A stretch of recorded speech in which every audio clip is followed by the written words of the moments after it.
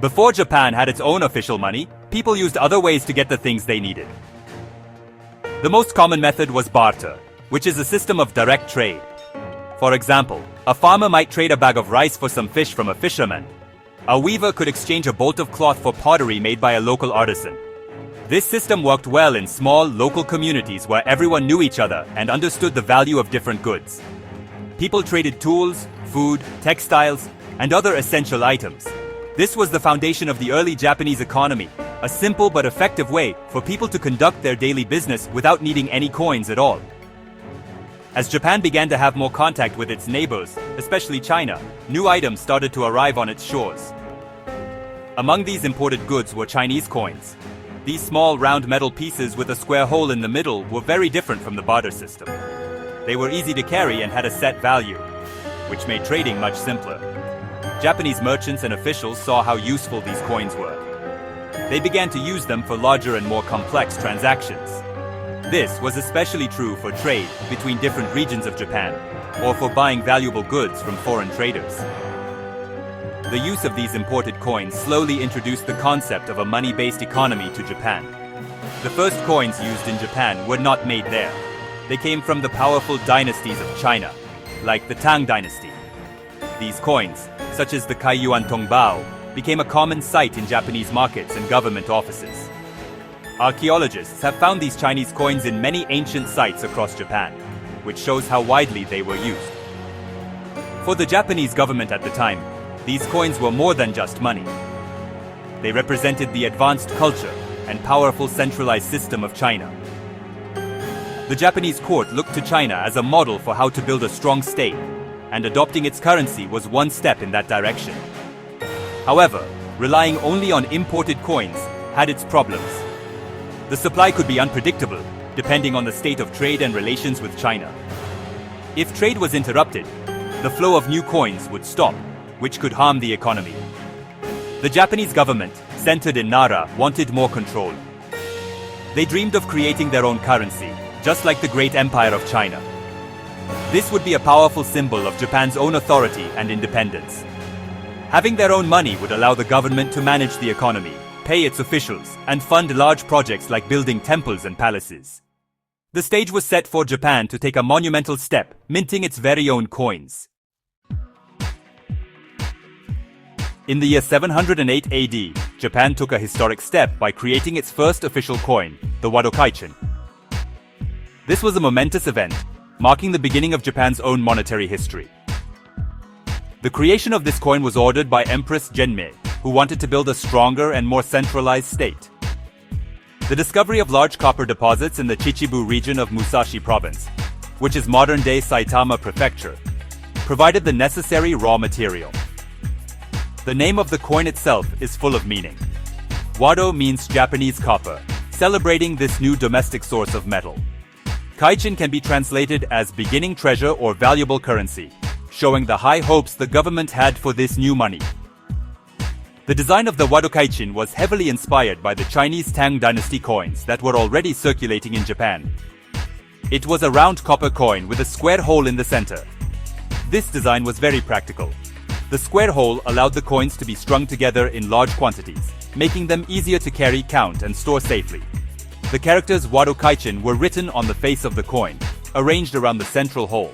This clear inscription declared its origin and value, establishing it as the official currency of the Japanese imperial court. The government set an official exchange rate, stating that one Wadōkaichin coin was equal in value to a certain amount of rice. The story behind the Wadōkaichin is a fascinating piece of Japanese history. The name Wado was also used for the era name from 708 to 715, which shows how important this event was to the imperial court. The government launched a major effort to promote the use of the new coins. They offered official ranks and titles to people who saved up large amounts of them. This was a clever way to encourage the public to accept and use the new currency instead of relying on the old barter system. The minting of these coins was a massive state project, requiring skilled workers and a great deal of organization, all centered around the new capital city of Heijō-kyo in Nara. The introduction of the Wadōkaichin was more than just an economic policy, it was a powerful political statement. By creating its own money, the Japanese government was declaring its sovereignty and sophistication. modeling itself after the Great Chinese Empire. It gave the imperial court a new tool to control the economy, collect taxes, and pay for government projects. It was the first step in moving Japan from a society based on rice and cloth as standards of value to one based on a standardized, government-issued currency.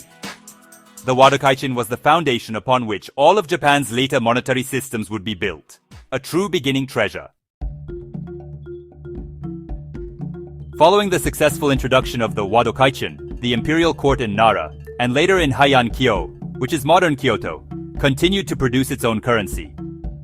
Over the next 2.5 centuries, from 708 to 958, the government issued a series of 12 different types of copper coins. This collection is known today as the Kocho Unison, or the 12 coins of the imperial court. Each new coin was issued by an emperor to assert his authority and often to address economic problems. These coins looked similar to the Wadōkaichin, with a round shape and a square hole, but they had different names inscribed on them, such as the Manen Tsuho and the Jingu Kaiho. The government faced many challenges in trying to maintain this new currency system. One major problem was that the quality of the coins began to decline over time. As the initial high-quality copper from the Wado mines ran out, the government started using less pure metals. This meant that newer coins often contained less copper and more lead or tin, making them smaller and less valuable. The public quickly noticed this. People started to hoard the older, higher-quality coins and preferred to use the newer, debased coins for payments. This created confusion and a lack of trust in the official currency, which made it difficult for the government to manage the economy effectively. Another significant issue was the government's own economic policies.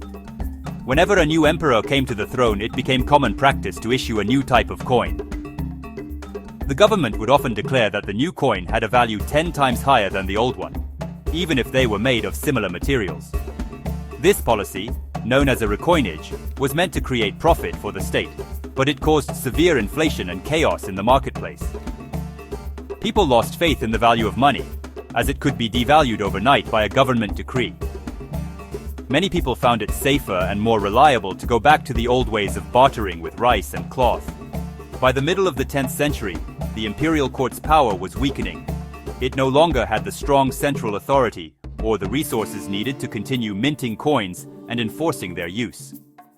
The last of the Kocho Junisen, a coin called the Kengen Taiho, was issued in 958. After that, the government officially stopped producing its own currency. For the next 600 years, Japan would not mint any coins of its own. The ambitious project that had started with the Wadōkaichin came to an end. The early experiment with a national currency had failed due to technical problems, poor economic management, and a decline in government power. After the Japanese imperial court stopped minting its own coins in the 10th century, a monetary vacuum was created. The economy, however, did not stop growing. As trade and commerce expanded during Japan's medieval period, from the 12th to the 16th centuries, the demand for a reliable currency became stronger than ever. To fill this need, Japan once again turned to its neighbor, China. A massive amount of Chinese copper coins flowed into Japan through trade, both official and private. These coins, known as tosen or sosen, became the main currency used throughout the country for several hundred years. These imported coins were produced by the Chinese Song, Yuan, and later the Ming dynasties.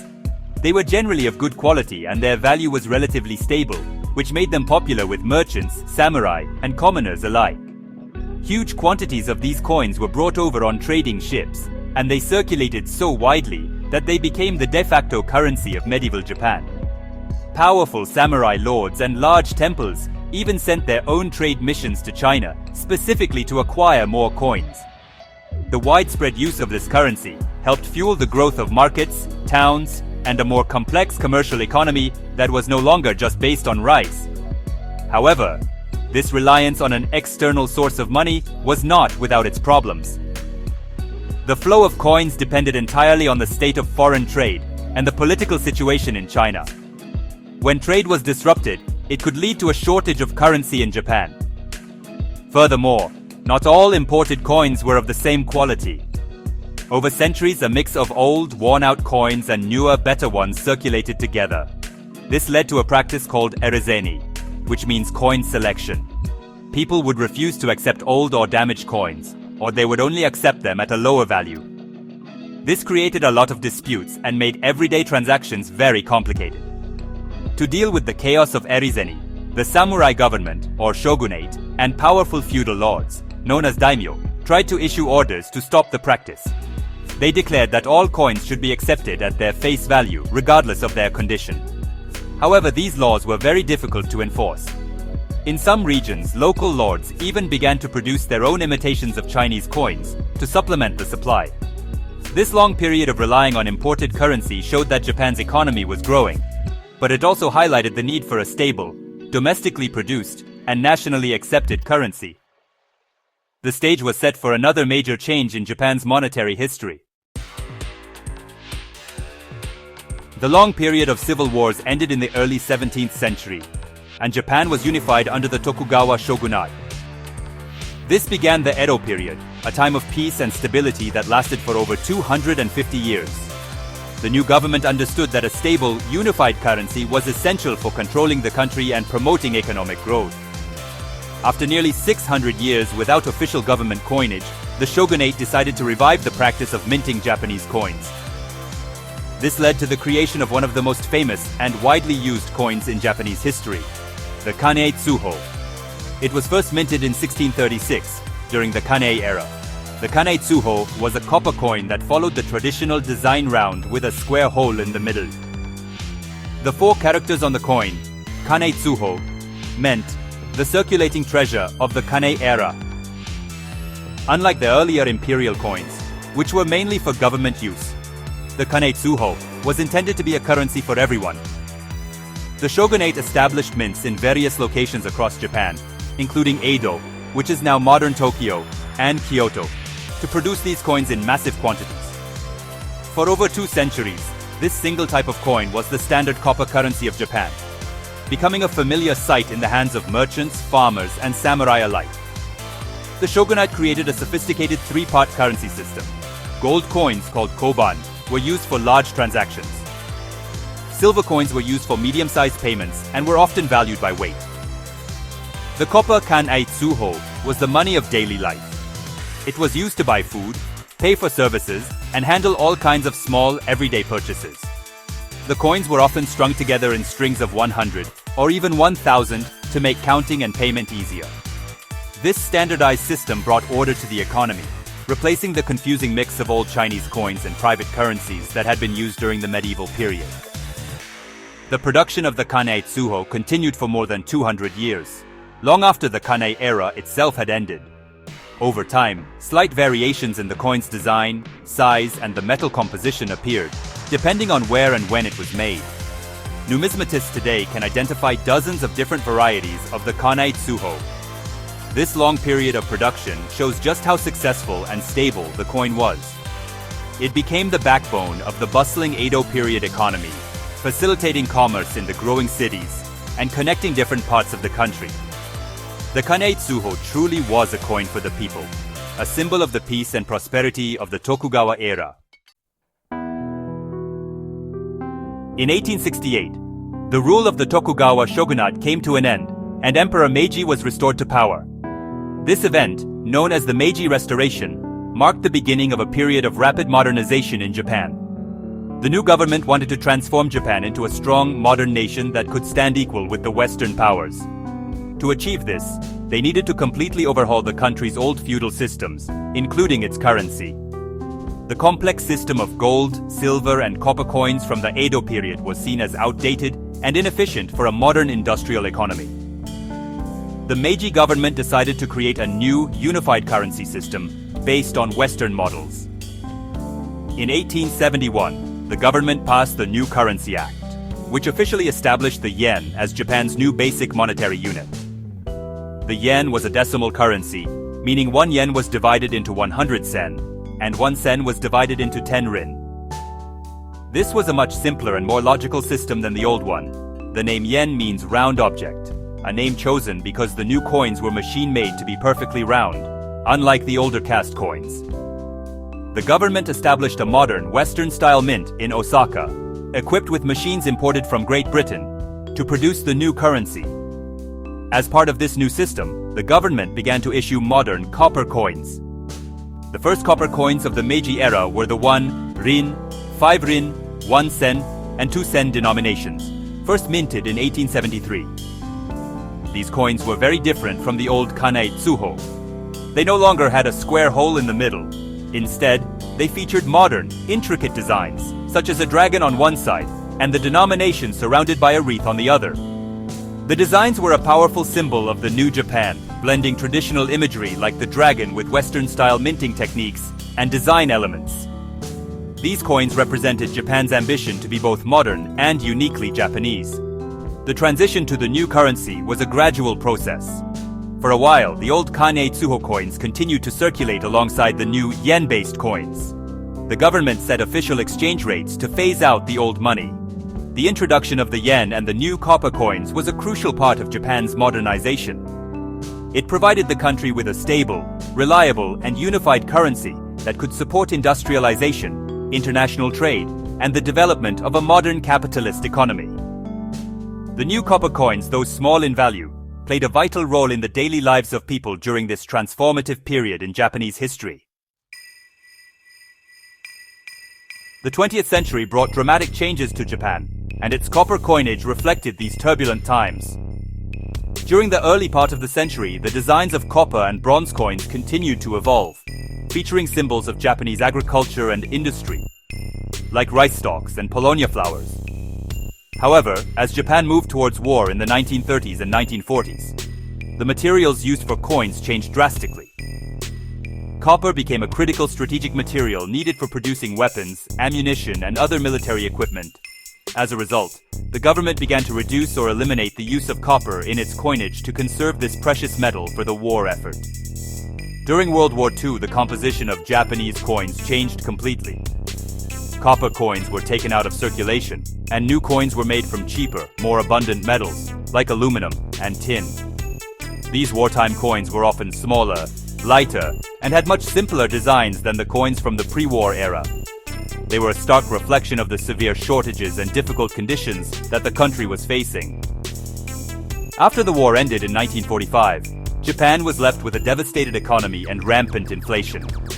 The old currency system, including the sen and rin denominations, became virtually worthless. The government had to once again reform the currency system. In the post-war period, new coins were issued, but the focus was on higher denominations. The smaller units like the sen and rin were eventually taken out of circulation. The most significant copper coin to emerge from this era is the modern 10 yen coin. It was first introduced in 1951 with a smooth edge. The design that we are familiar with today was established in 1959. This iconic bronze coin, which is mostly copper, features the image of the Hudo, or Phoenix Hall, of the Byodo-in Temple in Uji, a beautiful example of Heian period architecture. This design was chosen to represent Japan's rich cultural heritage. Today, the 10 yen coin is one of the most widely used and recognized coins in Japan. Its design has remained unchanged for over 60 years. A symbol of the stability and prosperity of post-war Japan. On the reverse side, it features the number 10 and the year of minting, surrounded by evergreen leaves. While it may be a small denomination coin, the 10 yen coin plays an essential role in daily transactions, used in vending machines, shops, and for making small payments everywhere. It is a direct descendant of Japan's long history of copper coinage, a journey that started with the Wadōkaichin and continues in the pockets of millions of people every day. The history of copper coins in Japan is a long and fascinating story that spans over 1,300 years. This journey can be understood through a timeline of key events that shaped the nation's currency. It begins in a time before coins, when goods were the only form of exchange. The arrival of Chinese coins marked the first major change, introducing the very idea of money to Japan. This set the stage for Japan's own ambitious project to create a national currency. The timeline shows a repeating cycle of domestic production, decline, reliance on imports, and then a powerful revival, reflecting Japan's broader historical trends. Each period brought new challenges and new types of coins. In the ancient period, before 708, Japan used a barter system: rice, cloth. and began using imported Chinese coins like Fuhonsen and Kaiyuan Tongbao. In 708, Japan minted its first official coin, the copper Wadōkaichin, under Empress Genmei. From 708 to 958, the imperial court issued a series of 12 different types of coins, known as the Kocho Junisen. The quality of these coins gradually declined. In 958, the government stopped minting coins after the issuance of the Kengen Taiho, marking the end of ancient Japanese coinage production. During the medieval and early modern periods, from around the 12th to the 16th centuries, Japan relied heavily on imported Chinese coins, known as tosen or sosen, for commerce. The practice of erizeni, or coin selection, created economic confusion. In 1636, the Tokugawa shogunate began minting the Kanei Tsuho copper coin, unifying the currency for daily use. From 1636 to 1867, the Kanei Tsuho remained the standard copper coin for over 200 years, becoming the backbone of the Edo period economy. Different mints across Japan produced many variations of this coin. In the modern period, in 1871, the Meiji government established the yen as the new national currency. In 1873, the first modern copper coins, 1 rin, 5 rin, 1 sen, and 2 sen, were issued from the new mint in Osaka. These coins had modern designs without a central hole. From 1938 to 1945, during World War II, copper was diverted for military use, and coins were made from alternative materials like aluminum and tin. In 1951, the first 10 yen bronze coin was introduced. In 1959, the current design of the 10 yen coin, featuring the Phoenix Hall of Byodo-in, was established and remains in use today. The story of Japan's copper coins is much more than just a history of money. It is a story about Japan itself, its political ambitions, its economic struggles, and its cultural identity. From the very first Wadōkaichin, these small metal discs were powerful symbols. Minting coins was a way for the early imperial court to declare its authority and sophistication, to show that Japan was a civilized nation on par with the great Tang dynasty of China. The rise and fall of the first series of imperial coins mirrors the rise and fall of the court's own central power. These coins were not just tools for trade, they were instruments of state building. When we look at the medieval period, the flood of Chinese coins tells a story of economic growth and expanding trade networks. It shows a Japan that was becoming more connected to the outside world, even as its own government was too weak to control the money supply. The problems that arose, like the practice of erizeni, revealed the challenges of an economy that was growing faster than its political institutions could manage. The eventual return to domestic coinage with the Kanei Tsuho in the Edo period was a landmark achievement, a symbol of the peace, unity, and order brought by the Tokugawa shogunate. This single, stable coin helped fuel a vibrant popular culture and a bustling commercial economy. The dramatic changes of the Meiji Restoration are perfectly captured in the shift from the old cast coins, with square holes, to the modern, machine-struck yen. The new copper coins, with their intricate dragon designs, were a statement of intent. They represented Japan's desire to join the modern world, to adopt Western technology, and to build a powerful industrial nation. Later, the shift to cheap metals during World War II tells a somber story of total war and national sacrifice. And finally, the enduring presence of the 10 yen coin, with its image of a beautiful ancient temple, symbolizes the peace and prosperity of post-war Japan and its deep respect for its own cultural heritage. In every era, copper coins have been a part of the daily lives of ordinary people. They have been held in the hands of farmers, merchants, samurai, and office workers. They are physical objects that connect us directly to the past. Each coin, whether it is an ancient Wadōkaichin or a modern 10 yen piece, is a small piece of history. It tells a story of the time in which it was made and used. By studying these coins, we can better understand the grand sweep of Japanese history, its triumphs, its failures, and its remarkable journey through time. They are, in the truest sense, treasures of a nation.